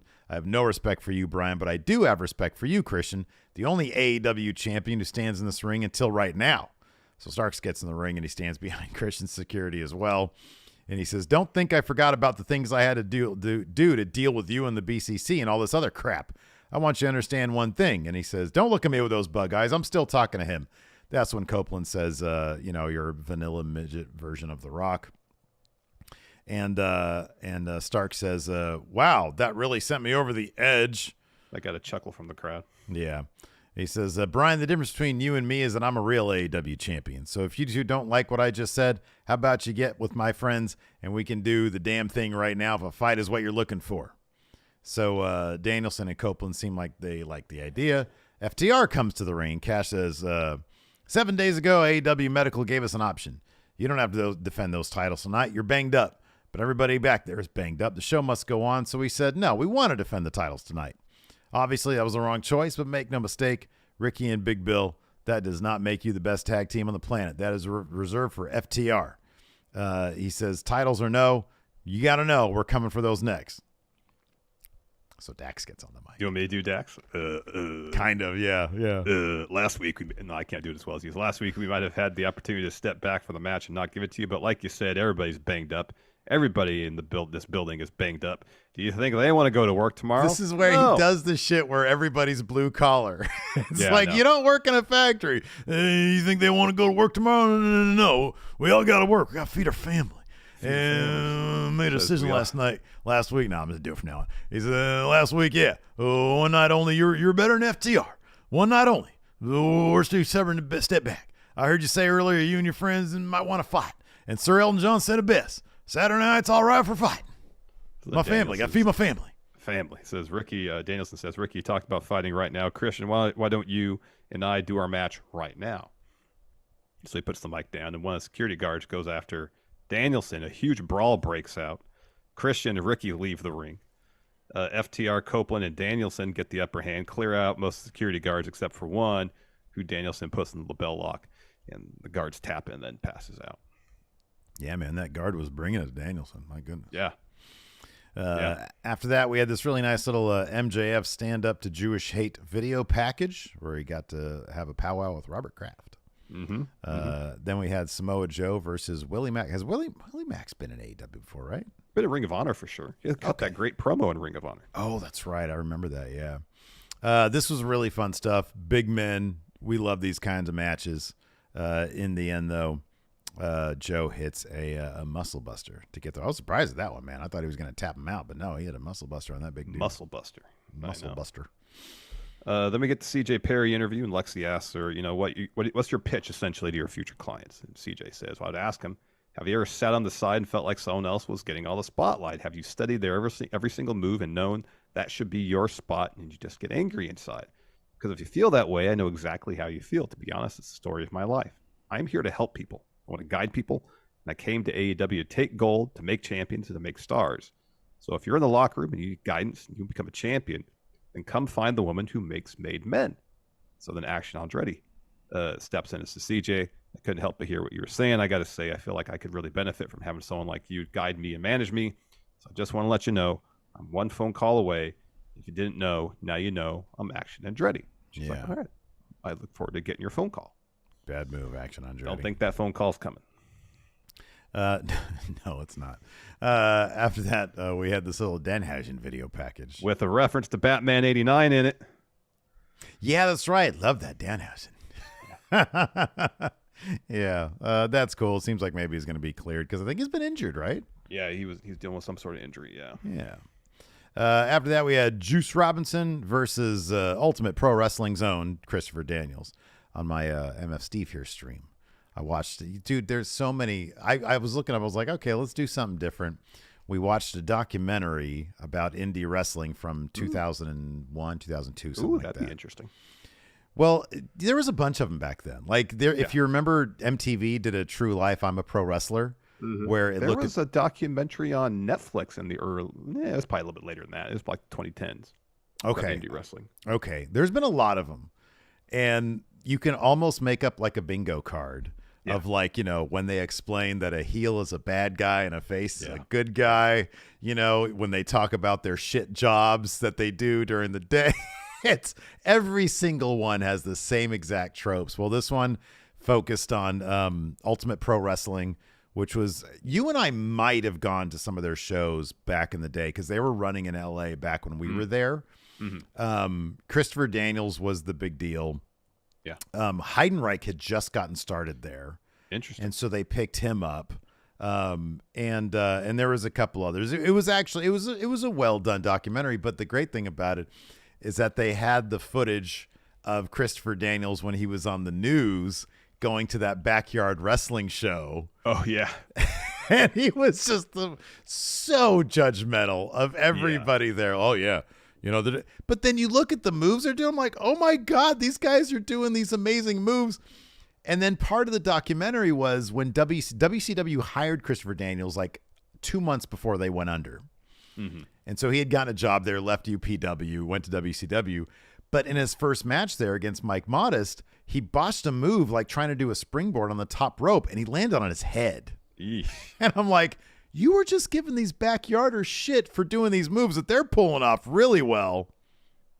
Anyways, it was good stuff. It was a fun watch. So yeah, Christopher Daniels versus Juice Robinson. He lost here. It was a long match. He lost. Did Juice need? Was there interference in this match? No. Daniels looking for his finisher, Angel Wings. Juice rans him in the corner, hits a left hand cannonball, and hits his finisher to get the win. That's right. That's it. No interference here. Yeah. So then again, it does seem like they've dropped the quarters bit, which is good. That is good. Better, smarter heads prevailed here. He's making it all about the Dynamite Diamond Ring. So He says, MJF, you think you're the only man in the world who thinks they can knock a guy out with a ring on his fist? I've been knocking losers like you out for years with nothing on his hand. In fact, this ring right here I got from TJ Maxx. Because I'm sorry, I skipped this part. Jay White got on his knee like a proposal and gave him a ring. That little dynamite diamond ring fake thing. And he says, I got this one from TJ Maxx. $24.99, made of pubic zirconia. Cubic zirconium. He says, but it ain't the ring, is it? It ain't the ring when it comes to the stray bullet. It ain't the ring when it comes to rock hard Juice Robinson. It's a left hand of God, and I don't need anything on it. So he takes off the ring. He says, trash. Wednesday, after I win your little battle royal and I win that shot for the ring, I'm going to take that from you. And then, Max, we're going to take a trip to the local pawn shop. We're going to pawn that sucker off, and the Bang Bang Gang is going on vacay, baby. So then Jay White gets the mic, and of course the crowd starts booing. He's like, hey, shh. Look, Max, when you wonder why all this is happening to you, you have one man to blame, and that's you. You see, MJF, you brought this all on yourself when you jumped me from behind in your devil mask with your paid-off Gimp squad, because we all know you have no friends, Max. So now this is happening. Now your world is falling apart, and it starts when Juice takes your precious little ring, and it culminates at Full Gear when your world crumbles for good, when I am crowned a truly elite champion. I'm officially crowned the AEW World Champion. So the crowd starts booing. He goes, hey, shh. Because MJF, Jay does this better than you, and everybody knows it. If you're not down with that, we got 2 words for you. Guns up. Guns up. Oh, hey, we got it right this time. Look at that. Got it right. Look at that. I'm getting there. After that, Dustin Rhodes looking to fulfill a childhood dream by winning the AEW World Championship. Anyways, is he going to finish the story before his brother does? I kind of doubt it. Yeah, it's like, dude, look, I don't know. Like, we all know Juice is going to win this thing. Yeah, I know. Like, why bother with this video package? I know. It looked good. It was nice. It's good. It was well done. I mean, I guess they're in Houston next week. Dustin's from Texas. Maybe they're trying to sell some tickets. I don't know. It's like the most foregone conclusion thing that I can think of, though. So I don't know. Yeah, you'd think Juice would be a heavy favorite. So after that, we had Nick Wayne interview. Lexi tells me next week he has a sit-down interview with JR and his mom. And he's like, a sit-down interview with my mom for what? The whole world wants to know why I did what I did at Derby, and my mom wants to know as well. I have to explain myself once again. If the world wants to know, my mom wants to know so bad, then I guess they could find out on Dynamite. Mm-hmm. After that, we had Kyle Fletcher versus Boulder from the Iron Savages. Is that what it is? Yeah, that's right. I'm getting there. Anyways, of course, Kyle Fletcher gets the win here. He's going to be taking on Kenny Omega on Dynamite. That should be a good match. Dynamite. Oh yeah, we find that out later. Okay. Yeah. After that, we had an Acclaimed and Daddy Ass interview. Renee's like, "What's next?" And Billy says, "Before we get to that, we got to get to this. We've been trios champs for 48 days." Caster says, "As far as what's next, we just hope that MJF sees all the hard work we've been putting in and he appreciates." And Billy's like, "Whoa, I don't know where you're going with this MJF stuff, but if it's a thing to you, it's a thing to all of us. But we have to work on your relationship skills, man, because they're rotten." Bones is like, "Yeah, man, they're brutal. The Twitter stuff, the tweets, the massaging, it's a bit aggressive. So because we're such good friends, Billy knows a thing or two about the girls. I know a thing or two about the guys. We can help you make friends. Renee, can you step back, please?" So they do. They huddle up. And Billy tells Caster, he says, say something nice. And then, be really polite. And then Renee comes back in and Caster says, "Hey, Renee, how about those oral sessions?" And she gets pissed off and storms off. And then 2.0 Garcia and Hager step in. Parker talks some shit, says, "It's time for your antics to end." And then Menard challenges them to a trios title match in Memphis. He's, "I want a taste of those titles." And then Caster says, "You can taste these nuts. We'll see you in Memphis, bitch." Yep. I actually watched, oh man, I forgot to tell you, Larson, as my dog stretches back there. Did you watch Rampage? I watched Rampage. Wow, completionist. Yeah, I don't know how long it's going to last. I was like, you know what? I'll give it a shot. Things are probably happening over there. It seems like the 2.0 guys are kind of falling apart. Menard doesn't like the dancing. Everybody else does like the dancing from Garcia. Well, I do not like the dancing. They won, and Menard was still pissed off about it. How dare he? I remember that part. Jay Lethal is going for the Ring of Honor title, and he beat Trent in a match to get there. And then there was Sky Blue versus Emi Sakura. That was a good match. I think that motivated the match. Yeah, I think so. That we saw in Collision. And then there was other stuff. I don't remember what it was. All right. I think there was. No, that wasn't it. Yeah, that's all I remember from it. All right. Thanks for the recap. That was great. Yeah. It was in the back. It was on in the background. I'll be honest. Cleaning my office. My office was a mess. Oh, it looks better. That's ridiculous. That looks better. I noticed that the couch was cleaned off back there. That looks great. Yeah, I know. It looked like I was living here. People were like, "God damn, Steve, did you get kicked out of the bedroom or something?" Wouldn't be the first time. Next, we had Sky Blue versus Chris Statlander. It was a really fun match. Yeah, this is wildly fun. This is great. Go your way to check this out. Sky Blue is in the midst of her transformation into a potential House of Black member. Yeah. Thanks to getting misted by Julia Hart. Will Willow join her as well? Remains to be seen. She was unloading a bunch of offense on Statlander, getting close to win. The crowd was really into it. So she hits a super kick, running knee, another kick. She charges towards Statlander. Statlander just catches her, hits her with Saturday Night Fever to get the win. Mm-hmm. So Chris offers her hand to help her up. And Blue just waves her off. So Willow runs the ring and gets between Statlander and Sky Blue and is like, I'll take care of Sky Blue. Just get out of here, Chris. Yeah. They're attempting a story there. Yeah, that's true. After that, we had a Kyle Fletcher promo. He says, I want to send well wishes just to Mark Davis, but saying that said, his injury gives me an opportunity, not only to prove that I'm one of the best tag team wrestlers, but on my own, I'm one of the best wrestlers in the world at 24 years old. There's a man who I consider the measuring stick. So this Wednesday, I'm calling you out, Kenny Omega. Prove I'm the best, with or without someone in my corner. I can't really do the Australian accent, man. It's not very good. That one's not in your wheelhouse, huh? Not really. It's they like Lou can attest to this. They talk so weird, you know. There's a weird thing going on there. It's like, you know, I can't wrap my. You can't get the accent, is what you're saying. Can't get it down. Can't do it. Yeah, I can't do it. Yeah, can't do it. You got to practice in your car a little bit more. I think so. Yeah. Lou says you're now discovering this. Well, you know, sometimes you got to look in the mirror. Got to be honest with yourself. I can't get myself prepared for a war with WrestleTalk while at the same time trying to figure out how Australians talk. One or the other, huh? Mm-hmm. Yeah. After that, we had LFI video package. Roosh is coming back with LFI. This is really well done. Yeah, this is awesome. This is really great. They put a lot of effort into it. So now it's going to be like 2 months till we see them on TV. Yeah, I know exactly. We had a quick match between Keith Lee and Turbo Floyd. Shane Taylor and Lee Moriarty are watching backstage. Keith Lee wins really quickly after a pounce and a spirit bomb. Then we got a Miro promo. He says, the last few weeks have been testing with my wife's hotness being around. But I know it's going to happen now that she's here because evil doesn't get you in the dark. It seduces you under the bright lights. So now she'll be surrounded by all the things that she loves. The pursuit of gold will make her more vicious, more angry, day after day, week after week, until there's nothing left of her.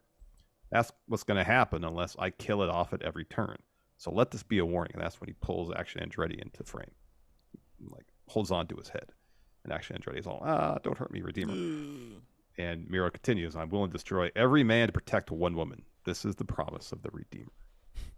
Chaz Moses here in our YouTube chat. So I like that LFI was driving around an empty parking lot. It's like, can we get some drones for some like footage of us driving around this empty parking lot? Yeah. This dilapidated Costco. It was Kmart. Yeah, it was like a Kmart that went out of business. Kmart that closed down 15 years ago. Nobody's taking it over, yeah. They made it really cool. This is something we were asking for. Got a video package talking about the importance of Mystico and CMLL. Yeah. His story with Rocky Romero. They got a match coming up, I think, on Rampage on Friday. It's Rampage, yeah. So we get some backstory here. Yeah, that's cool. That's cool. Yeah. What does this, though, mean for AEW's relationship with AAA? Because CMLL and AAA do not like each other. Look, when you're the WWE notwithstanding. Yeah. AEW is they're the big kid on the block. You know? Well, second behind WWE. Right, yeah. That's what I'm saying, away from them. To all the companies that could work together, they're the big dogs. And so it kind of doesn't matter It's like, hey, look, you guys want to dance with us? Then you got to put your beef away. And that's it. That's that's your beef away enough so all your talents can be on our show and get right. Exactly. Yeah. Yeah. Now, let me ask you this: what does having Mystico on their show do for them? It's a spot that really could go ahead, please. This is a stretch. Yeah. Okay. Tony Khan and Rocky Romero apparently have a very good relationship. Of course, Rocky Romero is one of the conduits to, I believe, communication with New Japan. Mm-hmm. Maybe this is something Rocky really wanted. He wanted to bring his story. Because he's been doing awesome work in CMLL. Yeah. He's like a super heel over there.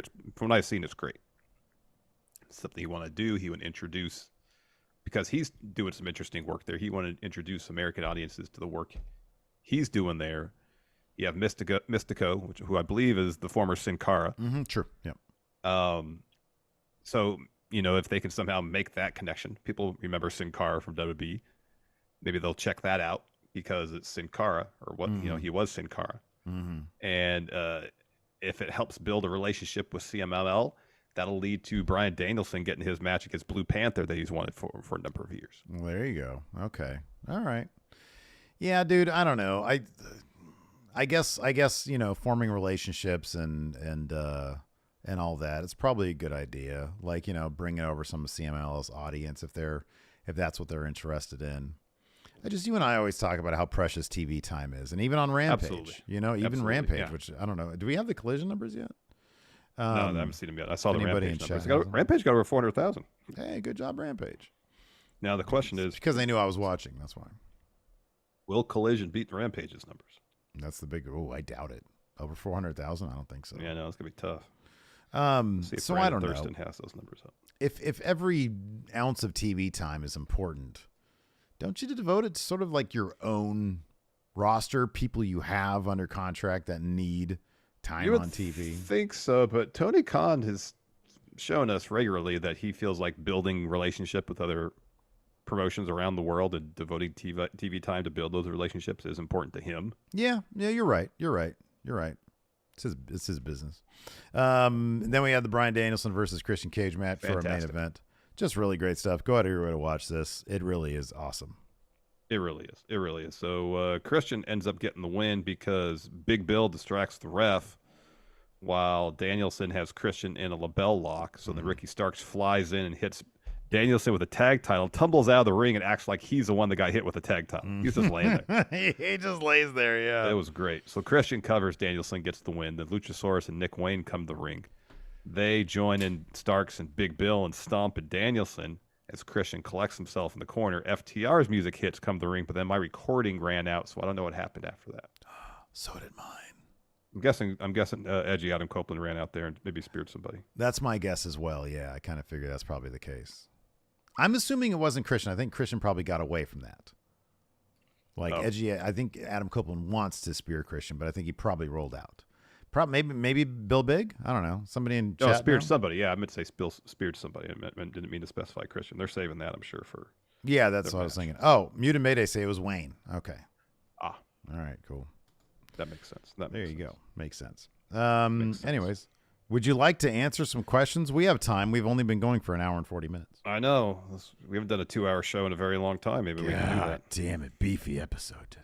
It is a beefy episode. Edward Munoz here says thoughts on discussions about going on about the fear. Oh, we talked about this of Roman burying LA Knight. It's going to take 3 people to beat LA Knight. It's going to be wildly overbooked. Roman's going to have to cheat to win. It's not going to be a situation where LA Knight's going to lose and then fade into the background. He's probably going to get a really good upper mid card push after this. He might win the U.S. title at WrestleMania. Yeah. And then they'll start building him back up. So after Cody beats Roman, they'll find a way, if he still has a good following behind him, to get him back in the main event scene. Yeah, no, I agree with that. I think it's a great spot for LA Knight. People don't really know what the word buried means anymore. They don't. Pacific Caleb asked, now that Tree is done feuding with Dijak, who do you want Tree to face off against next? I feel like Joe Gacy probably has a bone to pick with Tree. Yeah, Considering Schism's no more. Yeah. For Tree, 4 Roots deal. Yeah. Trees have a lot more than 4 Roots. Yeah. This is easy. Braun Breaker. He's like, he identifies partially as dog. It's true. What do dogs do? Urinate on trees. They urinate on trees. Yeah. But maybe, here's the twist, Tree likes it. Ooh. Maybe the urination brings out the dog at Tree. Whoa. Dog Tree versus Dog Man. Book that shit. I should probably go to the questions right here. Let's see here. Oh, here we go. Yeah, this is cool. What is this? Ski Walker says, do you think an Anton Chigurh type character could work in the wrestling ring? Currently training to be a professional wrestler, I'm completely obsessed with the idea of portraying someone of that type. You really need like the gravitas, like the weight, in order to pull off like kind of he's not a silent character, but he's a man of few words. Yeah. And he's a man whose mere presence is incredibly intimidating. Unless, of course, all you mean is you want to be a wrestler who carries around a pressurized, I forget what that thing was. It was like I forgot what it was called too. It was an air pressurizer or some shit like that. Something like that, but yeah. Go around. Well, Chris Jericho was doing the in his feud with Shawn Michaels, the second one. He's doing the slow talking thing. It was. He said his inspiration was Anton Chigurh. So. Yeah, but Jericho, I'm not really afraid of when I see him. He was just slow talking. It would need to be like, there's something. Weight, there's gravitas, there's a presence, a mystique. There's a presence, yeah. That when that person's in that room, people are scared. Yeah, exactly. You're just hoping by to get your out. presence. Let's go ahead if you got one. Remister says, if and when Randy Orton returns from injury, apparently he's supposed to be back, but the WWE wants him back by Survivor Series. That'd be pretty huge. Says, what type of role do you see him playing? I'd love to see him do a reverse of the Legend Killer gimmick and go after the younger talent. Wow. Oh, taking his spot, huh? Yeah, man. Won't be surprised if he feud with Cody before WrestleMania. That's dangerous ground right there, man. Because, like, people are going to want to cheer Randy. I thought you said everybody loves Cody, though. They do love Cody. But Randy will go to that place where you see that bit from Evil, whatever it's called, when he's getting in his zone, when he's doing his method acting bit. It's great. I'm not talking crap. I think it's pretty awesome. No, I think it's awesome. Yeah, he's got a means to turn it on, and it's great. I love seeing that process. Mm-hmm. He can do that. He can kick Cody in the head. Heel Randy Orton. People will boo heel Randy Orton against Cody. Oh yeah. All right, if man. He punts Cody. Yeah. Let's do it. Yeah, I know. There's gonna be one more time. People just like to see. I think about Randy Orton. They're not going to do it with Cody, though. They're not going to do it with Cody. They better not. I want to see that feud happen so people do it. And then Cody's momentum. Stop it. Breaks. Stop it. Might bring out the dog in you if I talk trash about Cody. You're going to bring the dog out in me, Larson. Nah, I don't think you got the dog in you, Steve. Tomorrow I'll be putting that ball between your legs, left ways and right ways. You don't want to see that, Steve. I'm going to dunk for the first time, and it's going to be on you. Oh, no, you're going to dunk on me? I'm going to posterize you. Oh, wow, on the poster? I can't get up high enough for you to posterize me. DJ Mott says, with the new Von Erichs movie trailer dropping, I wanted to ask, what other wrestling shoot event stories do you believe would make for a good A24 style film? The Goldust Trio. I don't know how much longer we can get A24 style films if what I've been reading is to be believed. Every goddamn time, all they care, what's the valuation? What's the valuation? Let's sink a bunch of money into it. Now you got to get that money back. Yep. And it ruins everything. Yep. Capitalism run amok. Yep. Can't have a good studio making interesting movies for the sake of making interesting movies. Nope. You said Goldust Trio? That's a good one. I would love somebody to make a movie about how professional wrestling went fake. That'd be amazing. What about Ricky Dozan and the circumstances that led to his death? That'd be good. Yeah. That'd be good. Let's see here. Disc Golfing Goon, if the Bloodline were around during the WCW days and were booked as powerful as they are today, what do you guys think a feud with the NWO would have looked like? The feud with the NWO and who? Bloodline. Oh, wow. I don't know. Here's the thing, though. I don't think WCW would have given the TV time and creative energy to build up the bloodline if the NWO was there, because at least one person would have made sure that never would have happened. Yeah, right. Yeah, Hogan would have. Yeah, Hogan would have been like, "No, brother, listen, brother, I got an idea. Let's do a story where it's revealed that Hulk Hogan, brother, is his real name is Hulk Anoa'i. However you say it, Dan. However you say it, brother. I'm the real tribal chief, brother. I'm the real tribal chief, brother. I don't know. He let Lex Luger get a win over him, so. Yeah, that momentum lasted all, 3 days? Hey, you know what about Hogan? Hogan always sold his opponents. He always sold his opponents. Said Shinsuke was a Nibbon. That's selling the opponent, though. You know? He called him a young lion. I know, but it's selling his history in Japan. That was awesome. I always respected the hell out of him for that. For nothing else, but for no, I that don't respect alone. Hogan for anything. But that was the one time I was like, okay, you're doing that. That's fun. You're doing something fun there. Yeah, right. I don't know. You got to respect the WrestleMania 9 incident, man. You got to respect that. Guy walks in there. Yeah, you do. Yeah. No, you don't. Listen, brother. The chutzpah. That's some chutzpah. I ain't gonna respect that. No way. I kind of do. Not gonna lie. Let's see. Fuck Hulk Hogan Day, Steve. This day and every day. Oh, this is interesting. White Brownie says, with Sammy now a solo guy, what are his chances of beating Seth for the World Heavyweight Championship? Oh, minimal. Should Sammy beat Gunther? I mean, it seems like Chad Gable is going to. This Shelby Fielding's asking us who should Gunther face at Mania, so we can kind of talk about both those questions. Chad Gable is too much of a comedy guy. And it doesn't seem like they're backing away from that. No. So I'm going to say no. Sami Zayn is a big deal. And he has history with the Intercontinental Championship. Mm-hmm. The match would be amazing. They've done it before. They did it on Raw like a couple months ago. Mm-hmm. But a Mania match with those guys would be absolutely outstanding. How about this? Sammy gets the Intercontinental Championship. Kevin Owens gets the U.S. title. He's got history with the U.S. title. He does. Do that. Shelby here brings up Gunther facing Brock Lesnar at some point, and I think that'd be great. I want to see Gunther get that match because that's a guy who sells his opponents too. Yes. He also made Hulk Hogan mad by saying the party's over, Grandpa. Yeah, that was great. That was great. You got to respect Brock Lesnar for that one. You do, because Hogan was legit mad about that. He was legit pissed off about that. That party's was great. over, Grandpa. Oh, that was so good. But Gunther would beat Brock. Brent asks, do you think all of Tony Khan's Twitter meltdowns and being obsessed with attacking WWE, would that ruin it for a potential suitor for the TV rights? Is WBD going to give a shit about that? No. I don't think they would. If the numbers are good and the relationship's good, no, I don't think they care. I agree with you. I don't think they care. This is an interesting question. We can end on this one unless you have any really good ones over there. Eastside says, are you surprised by how much the Saudi shows, the stigma about them is kind of faded?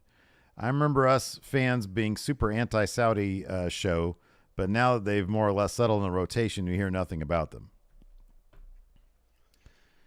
Yeah, I would say you hear nothing about them. Every time a show comes on the docket, on the calendar, you go on social media, and there will be people that bring up the issues by having the shows in Saudi Arabia. It's not something that we have forgotten about. We still do charity streams whenever we cover them.